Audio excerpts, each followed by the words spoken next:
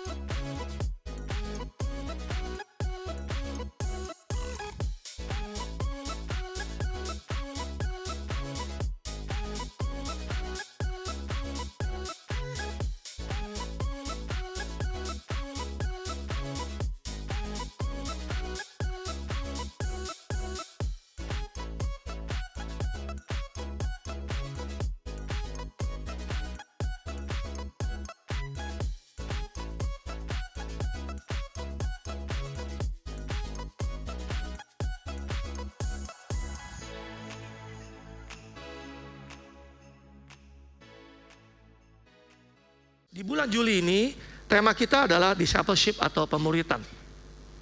Dan saya berikan judul sermon saya pagi hari ini adalah The Kingdom Lifestyle atau gaya hidup kerajaan. Saya mau undang setiap kita untuk keluarkan catatan saudara. Nah, saya memberikan konteks terlebih dahulu pada pagi hari ini. Bahwa sejak hidup kita ditebus dengan harga yang sangat mahal, yaitu dengan darah Yesus. Bahwa hidup kita ini bukan lagi diri kita sendiri, tapi Yesus yang hidup di dalam kehidupan kita. Kita bukan lagi milik dunia, tetapi kita adalah milik Yesus. Kita ini adalah warga kerajaan sorga. Di Filipi 3 ayat 20 di dalam terjemahan sederhana Indonesia dikatakan, tetapi kita sudah menjadi warga kerajaan sorga. Dan kita sangat merindukan saatnya penguasa dan penyelamat kita, Kristus Yesus, datang kembali dari sana. Ya, Yesus 2000 tahun yang lalu datang, dan dalam pelayanannya 3,5 tahun pelayanannya bukan hanya untuk sekedar menebus hidup kita, menebus dosa kita, atau mengampuni semua dosa kita dan menyelamatkan kita, tetapi Yesus datang untuk menyatakan kerajaan Allah di bumi ini. Nah, kita yang diselamatkan, kita yang telah dilahirkan baru, kita masuk ke dalam kerajaan sorga itu. Ya, Yesus datang untuk mengajarkan, Yesus datang untuk memberikan teladan bahwa bagaimana kehidupan sebagai warga kerajaan sorga itu seperti apa. Dan kehidupan itu seharusnya menjadi gaya hidup kita semua anak-anak Tuhan. Dan kehidupan itu sangat berbeda dengan kehidupan yang dunia ajarkan. Saya lagi memberikan konteks nih sebelum saya masuk. Nah, kerajaan sorga atau kerajaan Allah itu bukanlah soal tempat di mana kita tuju pada saat kita suatu hari meninggalkan bumi ini. Tetapi adalah sebuah dimensi yang kita hidupi pada saat kita masih ada di dalam dunia ini. Dan Yesus mengajarkan itu, Yesus membawa kerajaan sorga itu datang melalui dirinya. Dia nggak datang membangun kerajaan manusia, tetapi dia datang untuk memulihkan kerajaan sorga di bumi ini. Apa yang dulu pernah ada di Taman Eden, semuanya hilang karena Adam dan Hawa jatuh di dalam dosa. Yesus datang untuk memulihkan semuanya itu.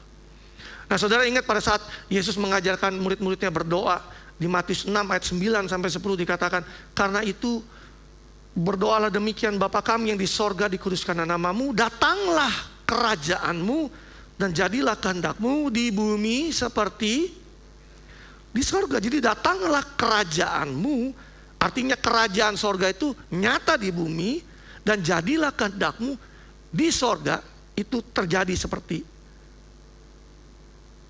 di bumi. Artinya bahwa kehendak Bapa adalah supaya di bumi ini seperti apa yang terjadi atau yang ada di dalam sorga.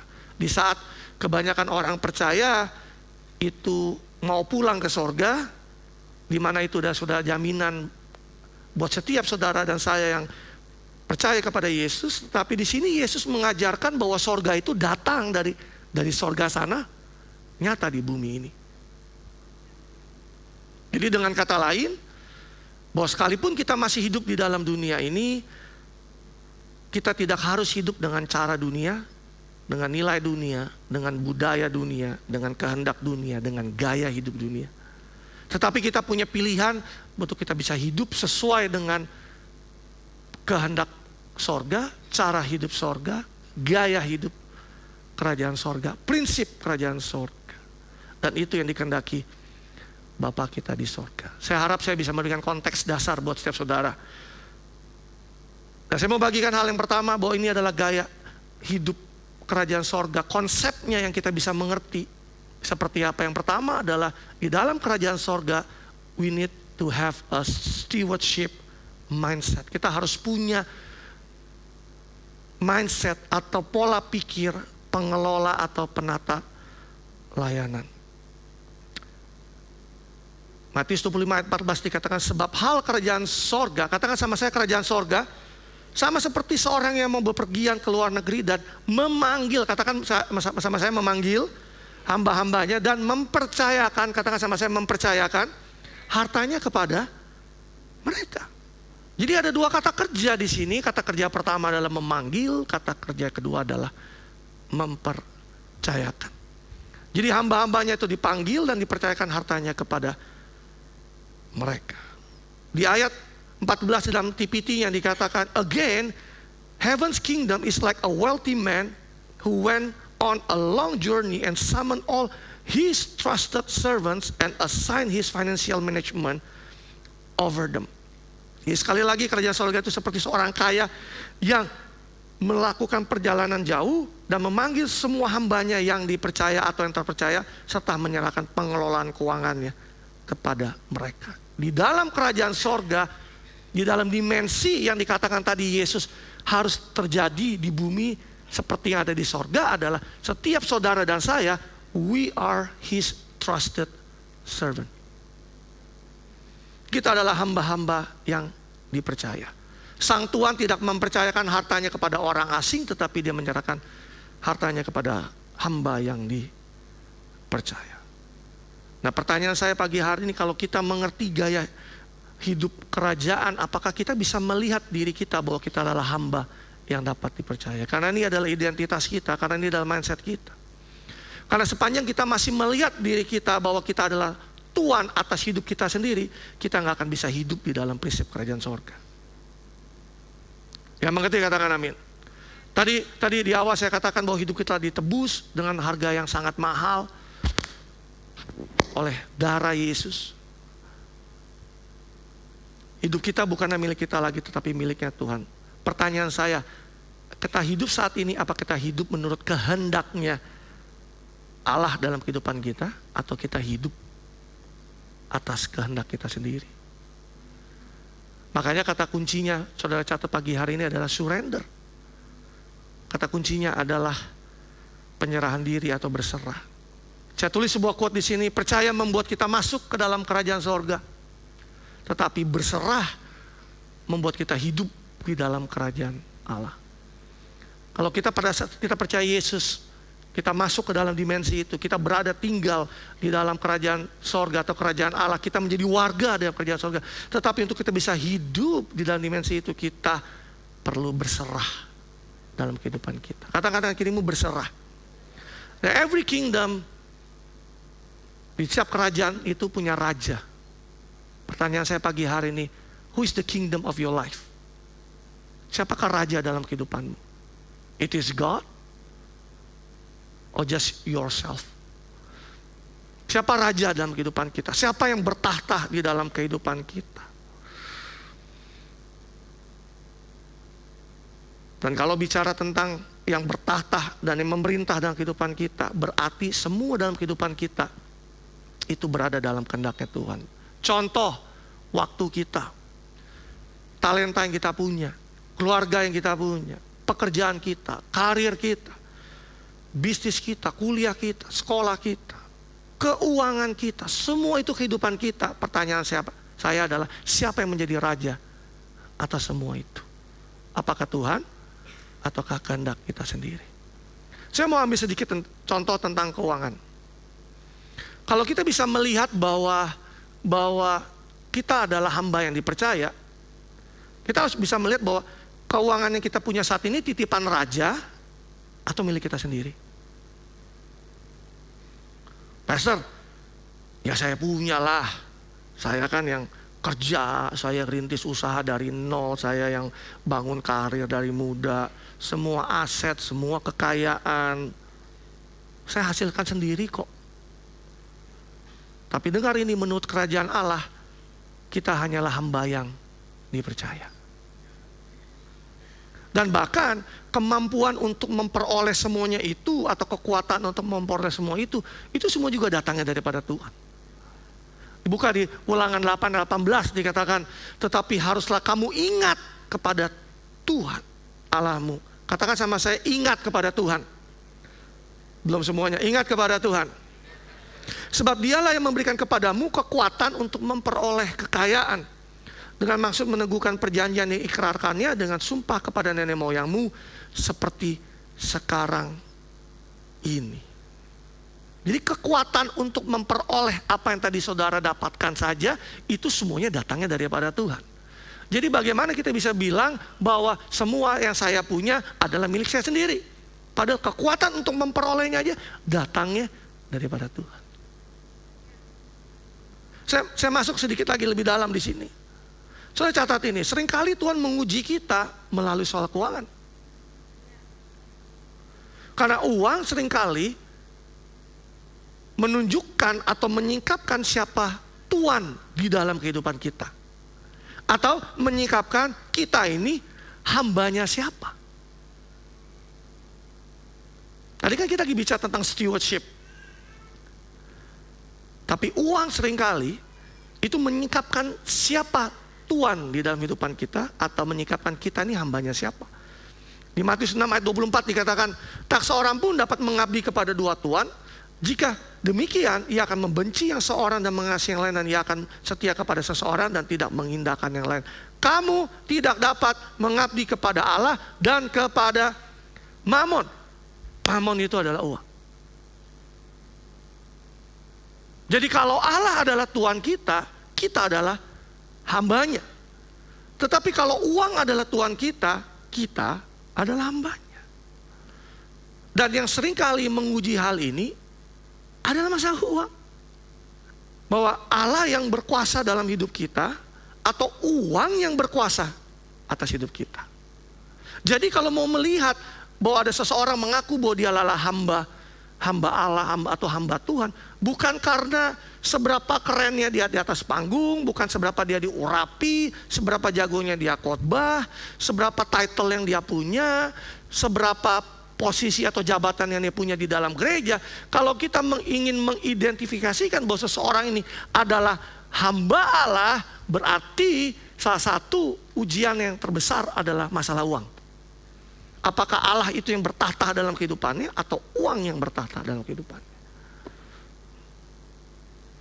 So good. Itu dapat lihat bagaimana setiap keputusan yang dia ambil pada saat dia berhadapan dengan masalah uang. Kalau bahasa Mandarin ya, Cien, masalah uang. Kelihatan orang ini hamba Allah beneran atau hamba uang. Contohnya yang pertama, saat Tuhan minta dia memberi, Misalnya hati saudara digerakkan oleh Tuhan untuk memberi kepada seseorang yang membutuhkan. Nanti di situ bisa muncul tuh suaranya tuh. Nanti uang gua kurang. Ini aja gua pas-pasan. Nanti kalau bulan depan kurang gak cukup gimana? Ini aku mesti tangking suara ini. Di dalam nama Yesus, pergi setan, gitu. Saudara menengking suara itu. Atau saudara berharap bahwa orang lain yang aja yang memberilah, jangan saya. Nah, disinilah terjadi pertarungan ketuhanan di dalam hati saudara. Siapa yang saudara dengar? Suara Tuhan atau suara uang? Berikutnya, saat ada kesempatan untuk memperoleh uang dengan cara yang gak benar, ada peluang markup budget, manipulasi laporan, mengurangi kualitas produk, bohong sama customer, sama pelanggan, menerima komisi gelap. Uang berkata, gak apa-apa, semua orang juga melakukan itu. Tapi Tuhan berkata, jujur kamu. Pertanyaannya, mau dengerin suara yang mana? Kalau kita adalah warga kerajaan sorga, dan kita adalah Tuhan yang bertata dalam kita, dan kita adalah pengelolanya, kita dengar suaranya Tuhan. Saat Tuhan meminta kita mengembalikan perpuluhan atau memberikan persembahan misalnya, banyak orang berkata, ini kan hasil uang saya, ini kan hasil kerja keras saya. Padahal Tuhan sedang menguji hati, apakah kita benar-benar percaya bahwa semua yang kita terima itu berasal daripada Tuhan. Apakah kita bisa menganggap bahwa semua yang saya terima itu adalah milik saya sendiri. Saat bisnis kita sedang turun, atau pekerjaan kita sedang turun, saat pemasukan lagi berkurang, tagihan jalan terus, situasi gak menentu, orang mulai panik. Disitulah ketuhanan dalam diri kita itu teruji. Seringkali tanpa kita sadari bahwa kita melihat uang itu sebagai sumber keamanan hidup kita. Padahal kita harus tahu, sebagai warga kerajaan sorga, Sang Raja, yaitu Yesus, itu adalah sumber keamanan dalam kehidupan kita. Kita harus tahu bahwa uang hanyalah saluran, tapi Tuhanlah sumber dari segala sumber kehidupan kita. Saat penghasilan meningkat, ini ujian lebih sulit lagi. Waktu penghasilan naik, pertanyaan saya, kemurahan hati saudara naik gak? Apakah kerajaan Allah tetap jadi prioritas? Apakah kita tetap stay low, stay humble, tetap rendah hati? Disinilah Tuhan menguji apakah berkat itu membuat kita semakin mengandalkan Tuhan, atau justru membuat kita semakin mandiri dari Tuhan, makin menjauh dari Tuhan. Berapa banyak saya sering bilang bahwa setiap berkat Tuhan, hati-hati kalau kita nggak punya sikap hati yang benar, semua berkat keuangan yang kita terima daripada Tuhan justru membuat kita menjauh daripada Tuhan. Itu kelihatan siapa yang bertahta dalam hatimu. Yang berikutnya, saat Tuhan meminta kita nunggu, pada saat kita berdoa, Tuhan sudah menguji hati kita. Tuhan mungkin mampu menjawabnya sekarang, tapi dia nunda jawaban doamu. Apakah kita masih percaya walaupun doa kita soal keuangan belum dijawab? Atau kita mulai melihat ada jalan pintas nih?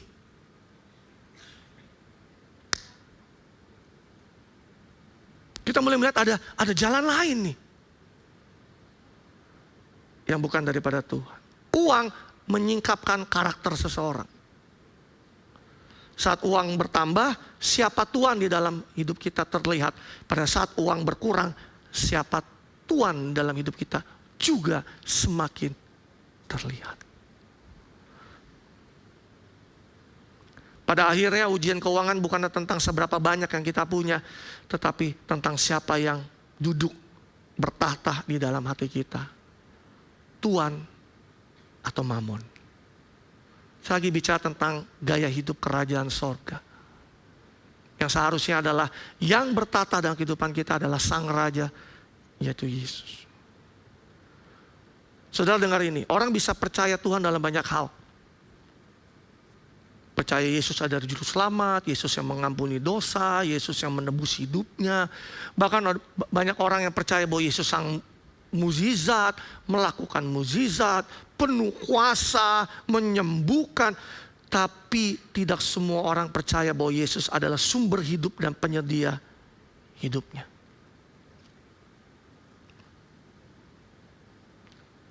Tahu dari mana, Pastor? Cien dari uang.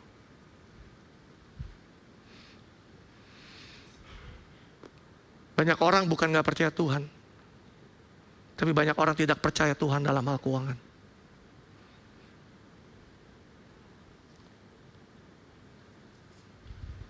Taunya dari mana? Itu tadi contoh-contohnya saya udah bilang. Hari ini banyak pertanyaan-pertanyaan yang menguji hati kita, memurnikan hati kita. Supaya kita benar-benar tahu bahwa kalau pada saat kita adalah warga kerajaan sorga, yang bertata dalam kehidupan kita itu siapa. Karena kalau kita menjadi orang yang menjadi hamba uang, akan sulit tunduk kepada kehendak Tuhan yang adalah Raja kita. Bahkan dia akan sulit menjadi pemberi pada saat dia ada seorang hamba uang. Ingat kisah seorang muda kaya yang datang kepada Yesus. Saudara kalau lihat dia, kalau kita jadi pastor, jadi gembala sidang dan punya jemaat yang kayak dia, wow! Pastor, aku sudah melakukan semua perintah yang Tuhan lakukan. Apa? Jangan mencuri, jangan membunuh, jangan berzina, hormati orang tuamu. Bah, keren banget nih punya jemaat begini. Betul gak? Tapi waktu Yesus berkata sama orang muda ini, kalau kamu hendak sempurna, kamu jual semua harta milikmu. Emang Tuhan mau dia bangkrut? Enggak. Tuhan sedang menguji dalam hatinya. Kalau kamu mau ikut aku, yang bertahta dalam hatimu siapa? Kalau masih uang, kamu gak bisa ikut aku, kata Tuhan.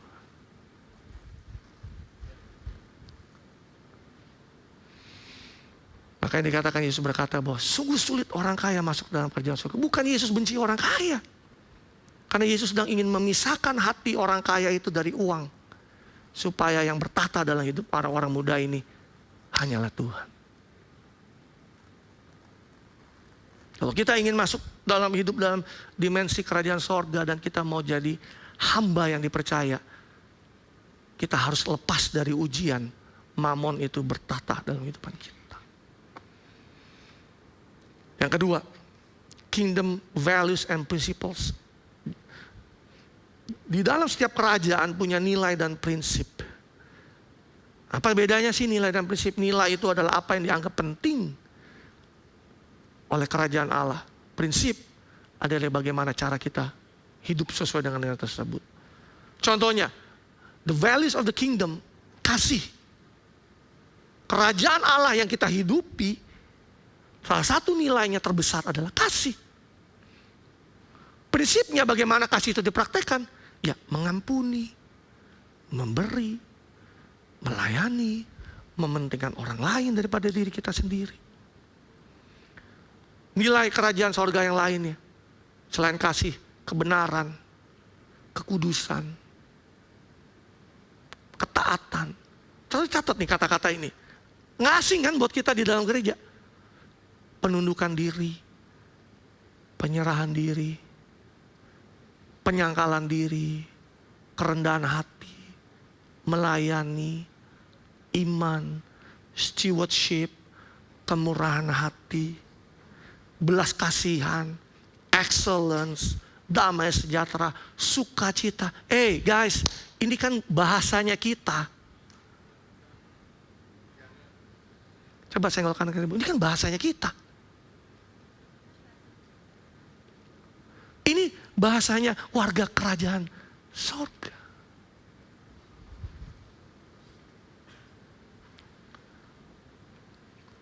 Saudara nggak akan dengar perkataan-perkataan ini dari kerajaan yang lain. Ini our language. Ini bahasanya kita. Dunia juga menawarkan nilai-nilai yang lain dengan gencar. Nah, kita sebagai warga kerajaan sorga kita harus punya gaya hidup yang tidak hidup mengikuti nilai-nilai dan prinsipnya dunia, tapi kita harus hidup berdasarkan nilai-nilai dan prinsip kerajaan sorga.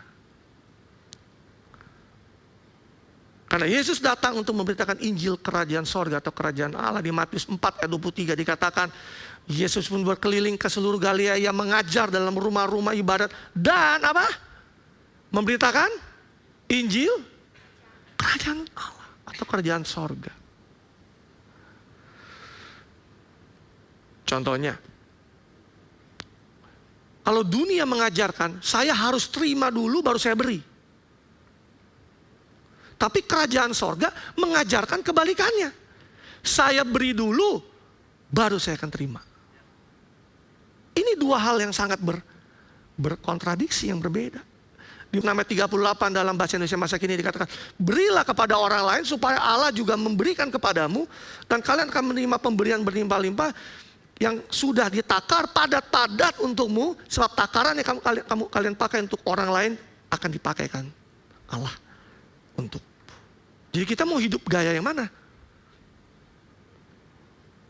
Saya mau terima dulu dong, baru saya beri.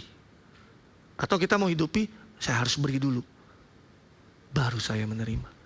Dunia mengajarkan, saya lihat dulu, baru saya percaya. Tapi kerajaan sorga mengajarkan, berbahagialah kamu yang sekalipun kamu tidak melihat, tapi kamu percaya. Kita harus percaya lebih dahulu, baru kita melihat. Pertanyaan saya hari ini sekali lagi, buat GKS Balikpapan, saudara hidup dalam nilai dan prinsip yang mana? Aku percaya dulu, then I will see the breakthrough in my life. Atau enggak, aku mesti lihat breakthrough dulu, baru aku percaya sama Tuhan. Saudara gak akan pernah ketemu, karena prinsipnya gak kayak gitu. Dunia mengajarkan, kalau jadi pemimpin harus dilayani dong. Dia harus jadi yang terhebat dong. Tetapi kerajaan sorga mengajarkan tidak demikian di antara kamu. Barang siapa yang ingin menjadi besar di antara kamu, hendaklah dia menjadi pelayanmu. Dan barang siapa yang ingin menjadi terkemuka di antara kamu, hendaklah dia menjadi hamba untuk semuanya. Nah, saudara mau hidupin yang mana? Bahwa kita ingin ya jadi pemimpin dilayani, padahal kerajaan sorga, Yesus aja sang raja datang untuk melayani. Makanya kalau kita sebagai anak-anak Tuhan, sebagai warga kerajaan sorga, kita tidak melayani, saudara warga kerajaan mana? Karena sesungguhnya warga kerajaan sorga itu adalah melayani. Dunia mengajarkan kalau kamu disakiti, ayo balas dong. Balas dendam dong. Kerajaan sorga mengajarkan kalau kamu disakiti, ampunilah mereka yang bersalah kepada kamu. Matius 5:44 dikatakan, Yesus berkata, aku berkata kepadamu, kasihilah musuhmu dan berdoalah bagi mereka yang menganiaya kamu. Kita hidup di dalam kerajaan yang mana? Gak bisa pastor, terlalu sakit. Jawaban saya, karena kamu terlalu tidak mengenal Tuhan sehingga kamu begitu. Kalau kita mengenal Tuhan, kita tahu itu sakit, tapi kita tahu keputusan kita, I have to release forgiveness to Him. Sesakit apapun. Karena Yesus sudah kasih contoh, Dia tidak bersalah saja harus menanggung kesalahan saudara dan saya. Saya tahu nggak? Saudara tegang semua nih, saya mesti ngomong agak turun sedikit. Kasih kuis dulu, dapat voucher mall. Asik lagi. Nggak, saya lagi ngomong apa gue lupa tuh. Apa? Gara-gara kuis gue lupa tuh. Ada whatever lah, udah. Lanjut dulu. Bener nih. Jadi ice breaking bener ya. Dunia mengajarkan hemat mangkal kaya. Makin kamu hemat, makin kamu kaya. Tapi kerjaan sorga beda loh ngajar ya. Di Matius 11 ayat 24-25. Ada yang menyebar harta tapi bertambah kaya. Ada yang menghemat luar biasa namun selalu berkekurangan. Wah, beda banget ya. Siapa yang banyak memberi berkat diberi kelimpahan. Siapa yang memberi minum dia sendiri akan diberi minum. Wow, beda banget. Saya menemukan ada orang yang orangnya generous, banyak nabur.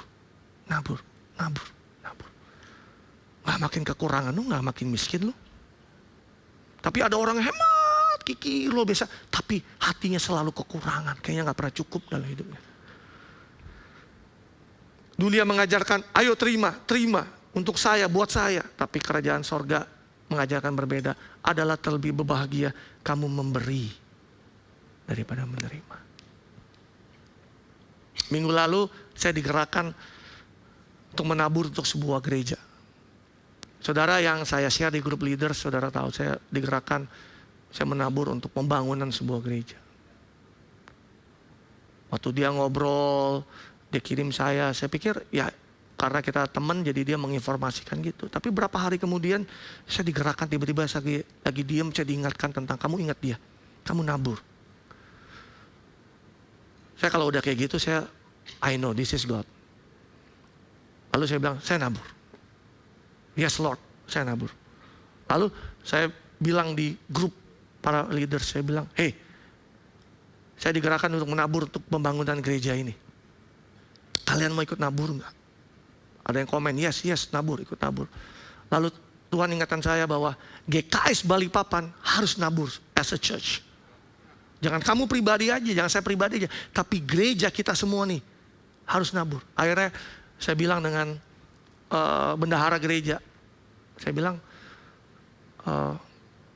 siapkan dana sekian dari gereja untuk nabur gereja itu.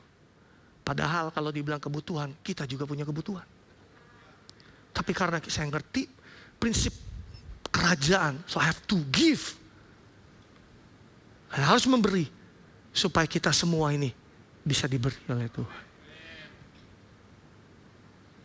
Saya sudah bilang, kalau urusan memberi itu, percayalah, nggak usah ditengking, itu dari Tuhan. Karena daging ini tuh nggak mau memberi. Daging ini tuh, sinful nature ini, maunya tuh terima. Kasih gue dong. Itu nature kita. Coba kalau ada promo buy one get two, wah kita paling semangat kita. Betul nggak?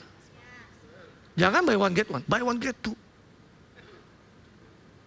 Cari promo, itu kita. Saya juga begitu, jangan terhakimi, saya juga begitu. Saya senang gitu. Karena itu kita suka diuntungkan. Kita tuh suka kayak kita tuh untung gitu. Tapi in the kingdom of God, ada hal-hal tertentu kita harus tahu bahwa kita harus memberi, bukan hanya diberi. Dunia mengajarkan prosperity comes from productivity. Makin kamu produktif, makin kamu sibuk kerja, makin kamu banting tulang, makin makmur. Di sini nggak dilibatkan Tuhan sama sekali.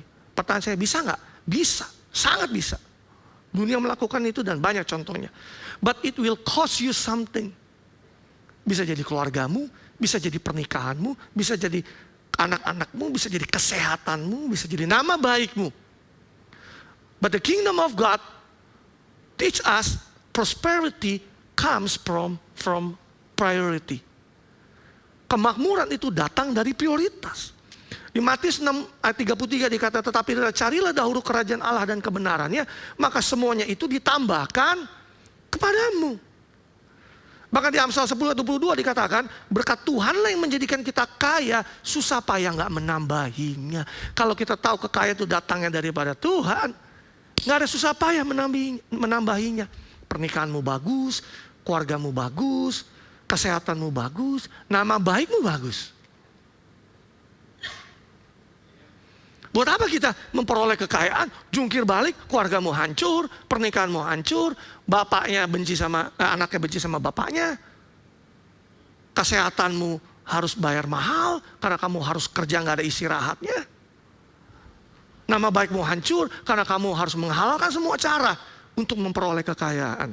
Susah payah menambahi kamu. Katakan amin. Yang ketiga, yang terakhir. Di konsepnya yang ketiga adalah practical daily living. Kehidupan sehari-hari yang praktis. Dalam praktek kehidupan sehari-hari sebagai warga kerajaan sorga, tadi saya katakan nilai dan prinsip apa yang kita hidupi sehari-hari. Bukan setiap minggu, di hari Minggu. Jangan sampai kita warga kerajaan sorga, kita yang punya akses terhadap itu, kita nggak pakai. Pertama karena kita nggak tahu. Kalau saudara nggak tahu, saya kasih tahu saudara pagi hari ini. Tapi kalau saudara tahu, saudara harus lakukan itu setiap hari. Makanya kita butuh peran Roh Kudus dan kita perlu dimuridkan. Amanat agung Tuhan Yesus dikatakan di Matius 28, 19, 20. Karena itu pergilah, jadikanlah semua bangsa muridku dan baptislah mereka. Baptislah mereka ini adalah orang percaya. Dalam nama Bapa, Anak dan Roh Kudus, dan ajarlah mereka. Ajarlah mereka berarti Tuhan mau kita jadi murid, bukan hanya sekedar orang percaya. Melakukan segala sesuatu yang telah kuperintahkan kepadamu, dan ketahuilah aku menyertai kamu senantiasa sampai kepada akhir zaman. Apa yang Yesus ajarkan supaya kita ajarkan kepada orang lain? Atau muridkan kepada orang lain? Prinsip dan nilai kerajaan sorga. Dibaptis membuat kita menjadi orang percaya, diajar membuat kita menjadi seorang murid. Ngomong kanan kirimu, kamu adalah seorang murid. Saya mau saudara buka di Galatia 5 ayat 16, 17, 18 dan seterusnya. Saya mau saudara lihat ini ada pertempuran di dalam hidup kita. Galatia 5. Maksudku ialah hiduplah oleh roh maka kamu tidak akan menuruti keinginan daging. Ayat selanjutnya. Sebab keinginan daging berlawanan dengan keinginan roh dan keinginan roh berlawanan dengan keinginan daging. Tetapi keduanya saling bertentangan. Sehingga kamu setiap kali tidak melakukan apa yang kamu kehendaki. Ayat selanjutnya. Akan tetapi jika kamu memberi dirimu dipimpin oleh roh, maka kamu tidak akan hidup di bawah hukum Taurat. Ayat selanjutnya. Perbuatan daging telah nyata. Percabulan, kecemaran, hawa nafsu, penyembahan berhala, sihir, perseteruan, perselisihan, iri hati, amarah, kepentingan diri sendiri, pencideraan, roh pemecah, kedengkian, kemabukan, pesta pora dan sebagainya. Terhadap semuanya itu kuperingatkan kepadamu. Seperti hal yang telah kubuat dahulu bahwa barang siapa melakukan hal-hal ini, hal-hal yang demikian, ia tidak akan mendapat bagian dalam kerajaan Allah atau kerajaan sorga. Ayat selanjutnya. Di dalam terjemahan lainnya, di ayat 21 dikatakan ia tidak akan mewarisi kerajaan Allah. Dalam TPT-nya. Perilaku orang yang mementingkan diri sendiri itu jelas. Percabulan, pikiran-pikirannya penuh nafsu, pornografi, mengejar hal duniawi dan bukan Allah, memanipulasi orang lain, membenci orang yang menghalangi jalanmu, pertengkaran yang tidak masuk akal, iri hati ketika orang lain diistimewakan, mudah marah, pertengkaran yang penuh amarah, hanya memikirkan diri sendiri, mencintai pendapat sendiri, iri hati dengan berkat orang lain, pembunuhan, kecanduan yang tidak terkendali. Bukan narkoba aja, gadget saudara, apapun yang membuat saudara nyandu, game, pesta liar, dan semua perilaku serupa lainnya. Bukankah aku sudah peringatkan kepadamu, orang-orang yang menggunakan kebebasannya mereka untuk melakukan hal-hal ini tidak akan mewarisi kerajaan Allah. Wow, banyak banget listnya. Saya sedang membagikan bahwa in our daily practice life, kita harus hidupi dong gaya hidup kerajaan sorga.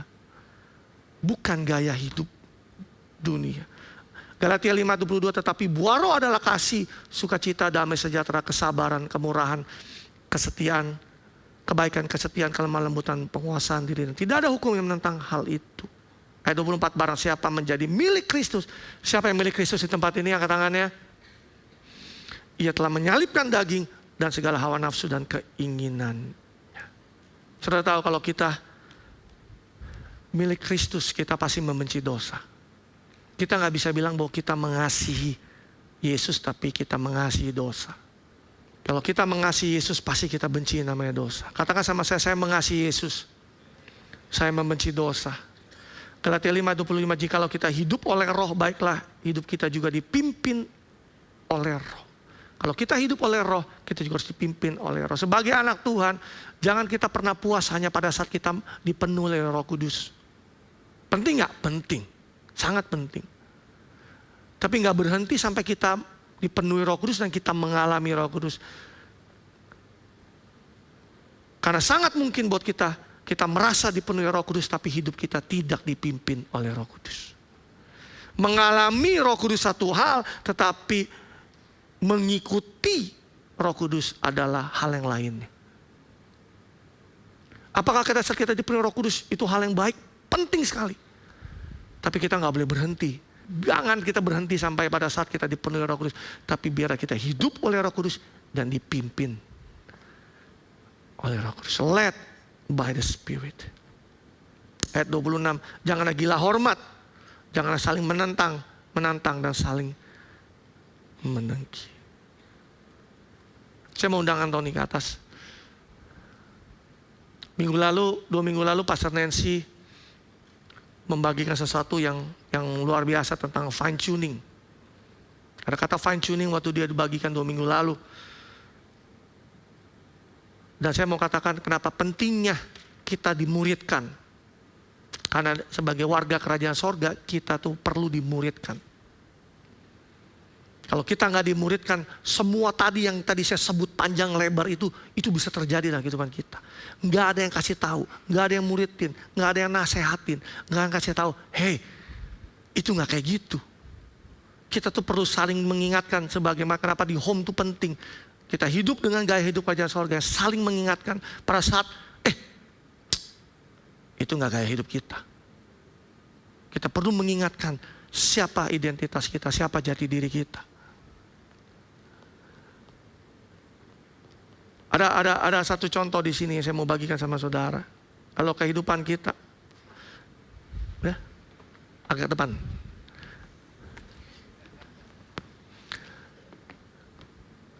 Kalau ada 6 senar di sini, salah satu senar misalnya, senarnya adalah senar iman di sini. Saya perlu, misalkan Anthony adalah orang yang perlu dimuridkan, dan saya berkata sama dia nggak suka doa misalnya. Dia nggak suka firman Tuhan. Lalu saya bilang, Ton, coba petik gitarnya satu. Oh ini dulu, sorry. Ini dulu. Wih, kalau saudara ngerti gitar, fales ya. Lalu saya bilang, Ton, kamu mulai fine tuning. Ton, kamu harus cari Tuhan. Kamu harus cintai firman Tuhan. Dicuning. Ton, kamu harus ibadah nggak perlu diingetin. Tadinya dia kalau ibadah mesti diingetin terus nih. Jangan lupa ya, hari Minggu ibadah ya. Hari Minggu ibadah. Lalu saya muridin dia. Saya tanamkan nilai dalam hidup dia. Udah dicuning. Yang keduanya misalnya bicara tentang karakter. Dia orangnya suka baperan misalnya. Dia orang baperan, ngambekan kalau dikasih tahu. Tersinggungan, merasa diri benar, merasa udah paling tahu dia nih. Terus susah dibilangin, punya kebiasaan dosa, suka ngebohong. Lalu saya bilang sama dia, Ton, kamu baca firman Tuhan, izinkan firman Tuhan memperbarui pikiranmu. Dia kalau sudah baper datang sama saya ngomel-ngomel, saya kasih tahu dia, kamu harus belajar sabar. Karena gak semua orang bisa menyenangkan hatimu. Dicuning toh? Cuning. Oke. Yang ketiga, senar hubungan. Dia dendam dengan hubungan masa lalunya. Dia pernah kecewa dengan hubungan lalunya. Dia marah. Dia gak mau ngampuni. Dia pahit. Loh, saya bilang, Ton, kamu harus ampuni orang. Gak bisa, Pastor, terlalu menyakitkan. Ampuni dong. Di luar sana masih banyak yang manis. Oh iya dong. Kok rame? Jangan marah. Nih, udah dicuning. Lalu saya bilang sana berikutnya, pernikahan, misalnya dia udah menikah, egois dia gak peduli sama pasangannya, gak mau komunikasi, buruk banget. Terus kasar sama pasangannya, gak mau hormati, gak mau mengasihi. Saya harus tuning dia dong. Kamu belajar harus menghormati orang lain. Istrimu, pasanganmu, atau suamimu misalnya kalau dia perempuan. Komunikasi yang benar dong. Ngomong terbuka, jangan sembunyi supaya orang gak asumsi. Kita ngajarin dia, kita muridkan dia, dicuning.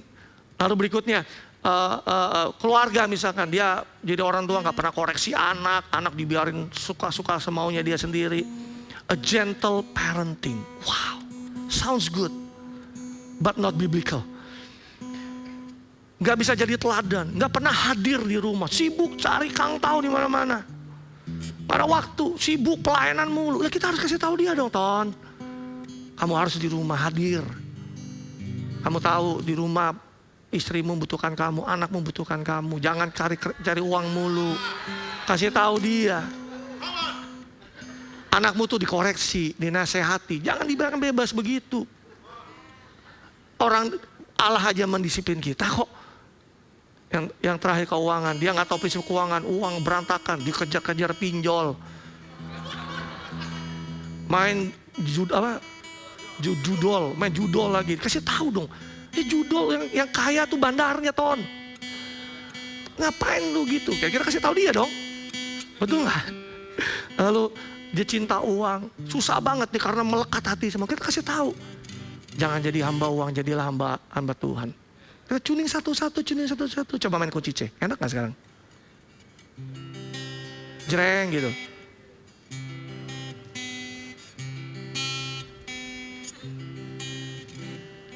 Nah kan masih tuning kan? Pemuritan tuh lama saudara, lu kira bentar. Ayo coba C. Jreng gitu. Tuh kan enak suaranya. Thank you. Beri tepuk tangan buat Antoni.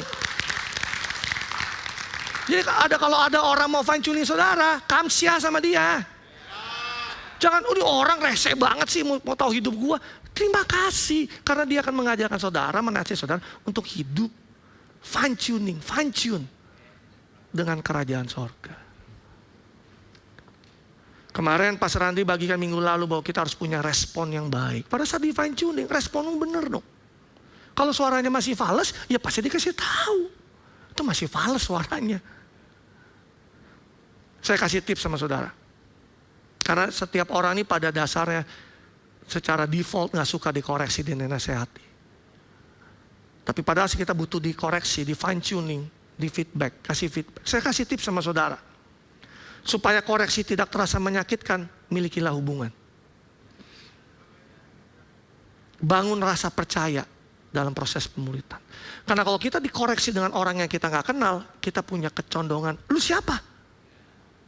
Tapi kalau kita punya hubungan pemuritan yang kuat dengan orang yang memuridkan kita percaya sama dia, pada saat kita dinasehati, kita percaya kok hati dia baik dan dia ingin yang terbaik dalam diri kita. Koreksi tanpa hubungan bisa menghasilkan rasa kesal, kecewa, marah, bahkan berontak. Makanya saya selalu bilang sama home leader, bangun hubungan dengan orang-orang yang kamu muridkan. Jangan cuma ketemu sibuk pada saat lagi mau home baru sibuk. Tapi hadirlah dalam kehidupan mereka sehari-hari. Supaya pada saat saudara membangun kehidupan bersama, ada rasa percaya yang terbangun. Dan kalau kita percaya dengan seseorang dan dia koreksi kita punya hati yang lebih terbuka untuk menerima koreksi itu. Kata kuncinya hubungan. Katakan sama saya hubungan. Hidupi apa yang kita koreksi. Tips yang kedua, ini tips nih.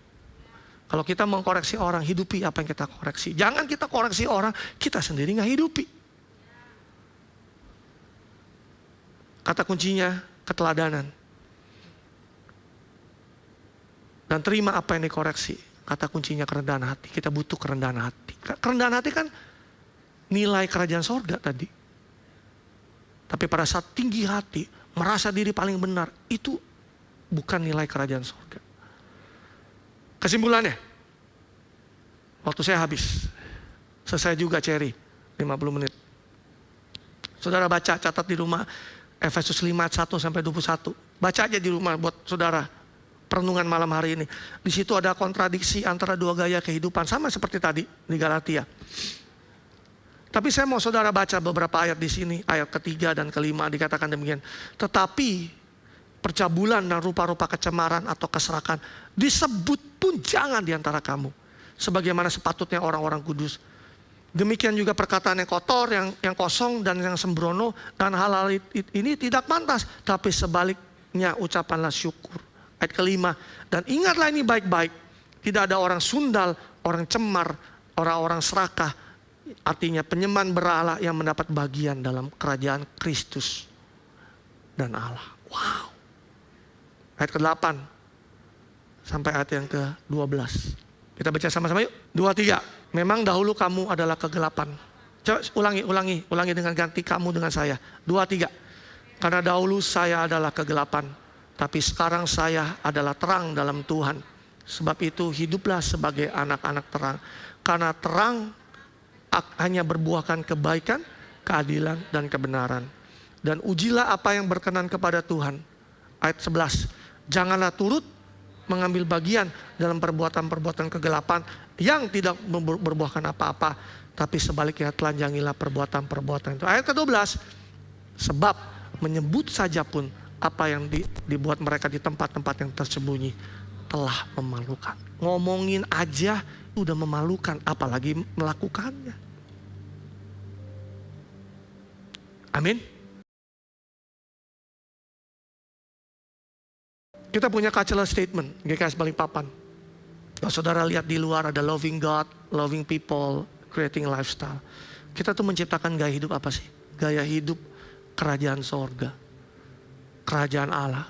Sehingga dari dalam gereja ini, dunia bisa melihat bahwa apa yang ada di sorga itu terjadi di tempat ini. The realm, dimensinya kita bisa hidupi bersama-sama. Mulai dari gereja, di dalam keluarga, dalam pernikahan, surga itu harus hadir. Ada orang yang bilang, Pastor boro-boro saya bisa ada surga, rumah tangga saya kayak neraka. Kenapa kayak neraka? Karena Tuhan gak hadir di situ. Karena Tuhan gak berdaulat di situ. Keuangan saya like hell. My financial is like hell, Pastor. Kenapa? Karena Tuhan gak hadir di situ.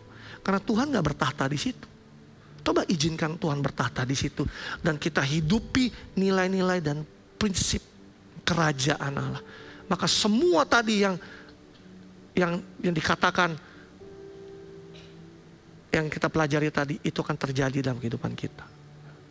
Everything, every promises, setiap konsekuensi dari arah kita melakukan itu akan terjadi dalam kehidupan kita. Bangun gaya hidup kerajaan. Saya tahu ini gak langsung PR sehari jadi. Saudara mungkin habis khotbah ini pulang juga 80% lupa mungkin khotbahnya apa. Tapi kalau saudara catat, saudara bisa renungin bahwa aku hari ini, aku harus bangun gaya hidup kerajaan. In every aspect in my life. Karena demikian kita dipanggil sebagai warga kerajaan sorga. Supaya apa? Supaya nama Tuhan dipermuliakan. Pernah gak saya bawa sebagai pertanyaan saudara bawa pulang nih. Kita memikirkan pada saat kita hidup. Kita nih jangan jadi orang Kristen yang cuman ibadah tiap minggu. Itu pun kalau diingetin, kalau ingat. Tapi jadi orang percaya, orang yang mengikuti Yesus dan bisa gak hidupku tuh memuliakan Tuhan ya? In everything that I do, I praise God. I honor God. Mulai punya konsep berpikir gitu. Kenapa? Karena kita hidup mewakili kerajaan dan sang raja itu Yesus. Dunia boleh melakukan apapun juga, tapi kita gak perlu ikut-ikutan. Karena kita punya sang raja yang hidup dalam kehidupan kita.